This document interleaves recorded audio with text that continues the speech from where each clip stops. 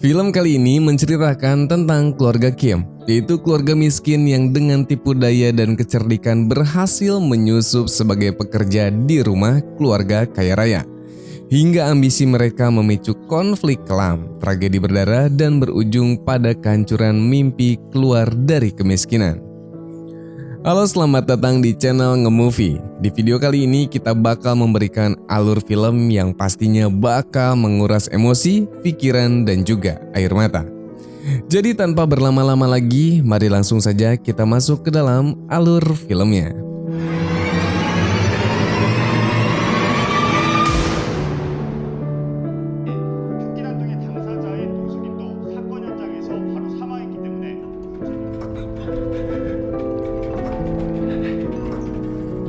Di awal film, kita akan diperkenalkan pada sebuah keluarga miskin yang tinggal di daerah pinggiran Korea Selatan. Mereka ini adalah keluarga Kim, hidup di rumah semi-basement yang pengap, minim cahaya, dan sering kebanjiran. Bukan hanya kondisi ekonomi mereka yang sulit, sikap hidup keluarga ini pun bermasalah. Mereka ini cenderung malas, sinis, dan memandang dunia dengan rasa iri yang terpendam.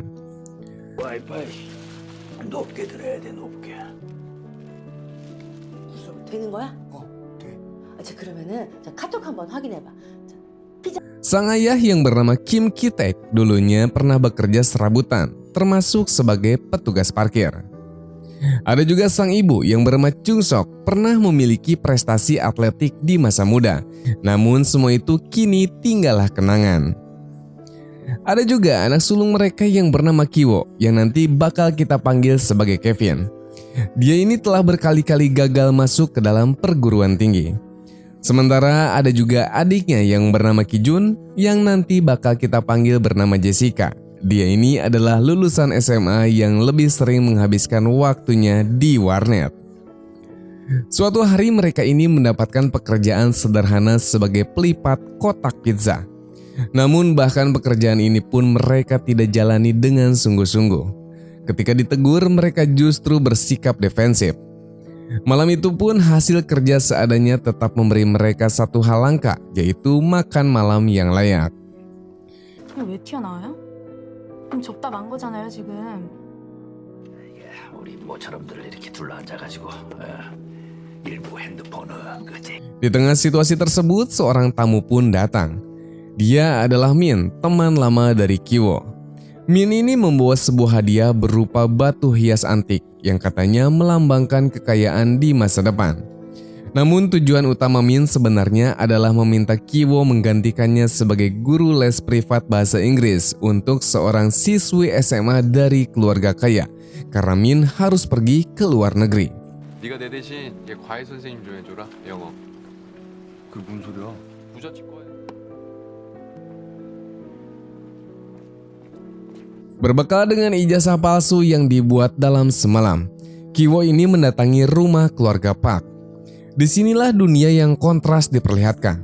Rumah luas, modern, dan terang milik Park Dong-ik, seorang CEO yang sukses.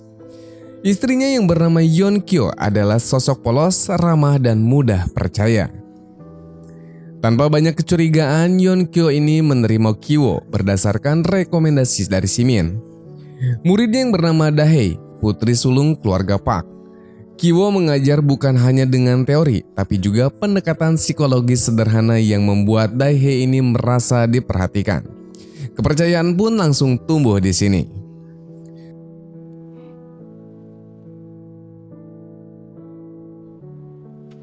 액수는 뭐 민혁쌤 때랑 똑같이 하려다가 물가 상승률 봐서 Sebelum pulang, Kiwo bertemu dengan anak bungsu keluarga Park yang bernama Dasong. Bocah ini dikenal memiliki perilaku tantrum dan ketertarikan pada seni. Momen ini pun akhirnya dimanfaatkan oleh Kiwo. Ia mengaku memiliki kenalan guru seni berbakat lulusan luar negeri. 귀엽네요. 다솜이. 예, 우리 막내둥이 다송아 여기 인사드려. 제가 사람 하나가 휙 하고 떠올랐는데 그 이름이 Keesokan harinya, guru seni itu pun datang. Dia adalah Jessica, adik kandung dari Kiwo, yang kini berperan sebagai profesional dingin dan penuh dengan wibawa.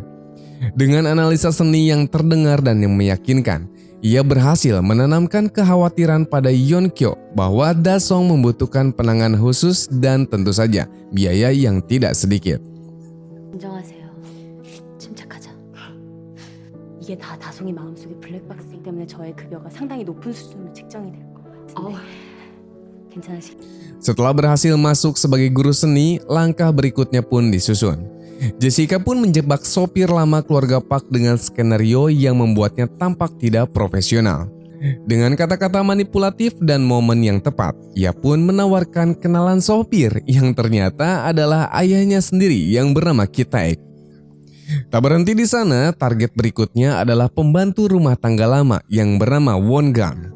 Diketahui bahwa Moon ini memiliki alergi terhadap buah persik. Dengan rencana perlahan dan rapi, keluarga Kim membuatnya terlihat sakit parah. Akhirnya Moon-gwang pun diberhentikan. 털 1m 근처만 가도 온몸이 새빨개지고 호흡 곤란해 천식에. Sebagai pengganti, Chun Sok pun masuk ke rumah Park dengan identitas palsu sebagai pembantu profesional. Kini satu keluarga Kim berhasil bekerja di satu rumah yang sama, tanpa satupun anggota keluarga Park menyadarinya. Mereka di sini sepakat untuk tetap berpura-pura tidak saling mengenali. Namun ada satu hal yang mulai mengganggu. Di sini Dasong menyadari bahwa para pekerja ini memiliki aroma yang mirip. Sebuah detail kecil namun menjadi simbol penting tentang kelas sosial yang tak bisa sepenuhnya disamarkan. 아줌마, 그거 문 앞에 놓고 가요. 앞으로 놓고만 해주시고. 네. 아버지, 저희 빨래 세제도 각자 다른 형으로 해야 되지 않을까요? 섬유유연제도. Akhir pekan pun tiba, keluarga Park pun pergi berkemah meninggalkan rumah kosong. Keluarga Kim pun larut dalam euforia menikmati rumah mewah itu seolah milik mereka sendiri. Namun di tengah pesta kecil tersebut, bel pintu pun berbunyi. Moon-gwang datang kembali, ia mengaku ingin mengambil barang yang tertinggal di basement. Disinilah rahasia besar terungkap. Ternyata di bawah rumah Park terdapat bunker rahasia dan Moon-gwang selama ini menyembunyikan suaminya yang bernama Gun-se yang bersembunyi dari para penagih hutang.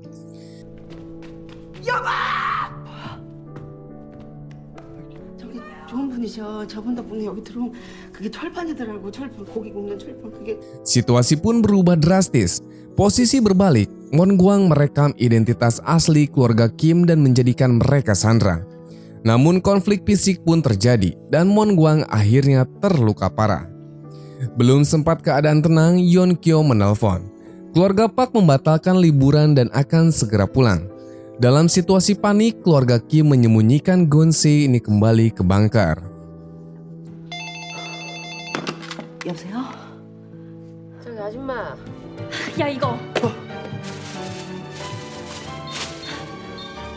Malam itu keluarga Kim terjebak di rumah majikannya sendiri. Mereka mendengar percakapan yang merendahkan, terutama tentang bau sopir mereka. Bagi kita, kata-kata itu terasa seperti penghinaan yang menusuk harga diri. Hujan besar malam itu menenggelamkan rumah keluarga Kim. Mereka mengungsi ke gedung olahraga bersama ratusan korban lainnya. Di sanalah Kiwo bertanya tentang rencana hidup ayahnya. Jawabannya sederhana dan pahit. Tidak ada rencana yang benar-benar berhasil. 아까 그 계획이 뭐예요? 절대 실패하지 않는 계획이만 줄 아네. Keesokan harinya keluarga Park mengadakan pesta ulang tahun mendadak untuk Dasong. Keluarga Kim tetap harus datang, namun semuanya berubah menjadi tragedi ketika Gun-se keluar dari bunker dan menyerang pesta. Jessica di sini terluka parah dan Park Dong-ik pun tewas di tengah kekacauan. Ki-taek yang sudah lama memendam rasa hina, akhirnya melakukan tindakan yang mengubah hidupnya selamanya. Ia menghilang tanpa jejak.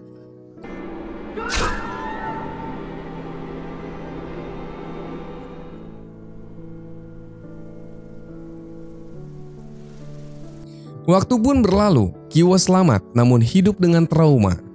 Suatu hari ia menyadari kedipan lampu di rumah Park yang menjadi kode Morse. Pesan itu pun datang dari ayahnya yang kini bersembunyi di bunker, hidup seperti Gun-se dulu. Di akhir cerita, Kiwo berjanji pada dirinya sendiri. Ia akan bekerja keras menjadi kaya dan membeli rumah itu agar ayahnya bisa keluar ke dunia tanpa rasa takut. Namun janji itu terasa seperti mimpi indah saja, namun jauh dari kenyataan. Dan di sanalah film ini menutup kisahnya tentang kelas sosial, mimpi, dan ironi bahwa lingkaran kemiskinan seringkali lebih kuat dari harapan.